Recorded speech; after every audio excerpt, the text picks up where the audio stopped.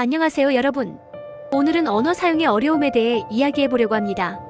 내가 하고 싶은 말을 잘 표현하지 못해요. 생각은 있는데 입에서 나오지 않아요. 너무 답답해요. 이렇게 말씀하시는 분들이 많죠.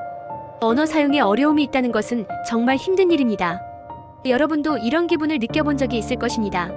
언어 사용의 어려움은 여러 가지 증상으로 나타납니다.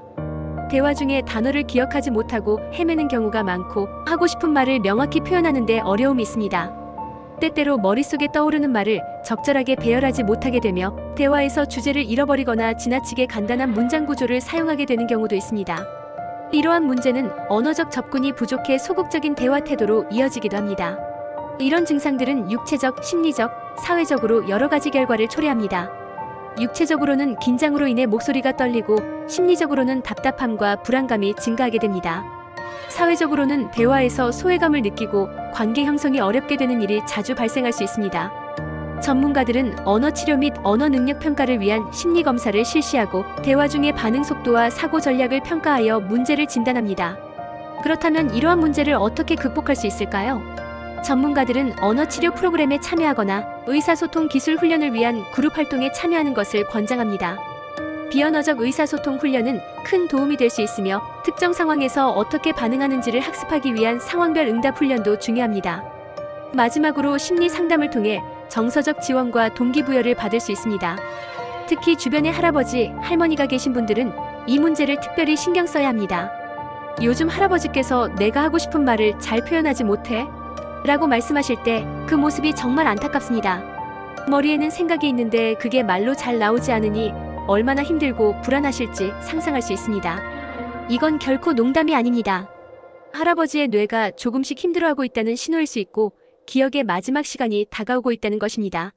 이럴 때 우리가 할아버지를 도와줄 방법이 필요합니다. 우선 느리더라도 천천히 말해보는 것이 중요합니다. 할아버지, 천천히 한마디씩 해보세요. 시간은 충분하니까요. 라고 격려해주면 할아버지께서도 급할 필요가 없다는 마음으로 천천히 이야기하실 수 있을 것입니다. 또한 단어를 찾는데 시간이 걸려도 괜찮다고 알려주는 것이 좋습니다. 할아버지, 오늘은 우리가 함께 이야기해보는 걸로 해봐요. 라고 하며 친근하게 접근하면 할아버지께서 더 자신감을 느끼실 수 있습니다. 이렇게 같이 소중한 기억을 만들어가고 할아버지의 언어 사용을 도와줄 수 있다면 나중에 후회는 절대 남지 않을 것입니다. 마지막으로 언어 사용의 어려움과 관련하여 자주 묻는 질문들을 몇 가지 정리해 볼게요. 첫 번째 질문은, 언어 사용의 어려움은 노화의 자연스러운 과정인가요? 입니다. 어느 정도 맞지만 조기에 개입하면 극복할 수 있습니다. 두 번째는, 어떻게 하면 언어 사용 능력을 향상시킬 수 있나요? 라는 질문으로 반복적인 연습과 시나리오 연습이 큰 도움이 됩니다. 세 번째 질문은, 전문가에게 언제 도움을 요청해야 하나요? 입니다. 지속적인 문제를 느낀다면 즉시 상담하는 것이 좋습니다.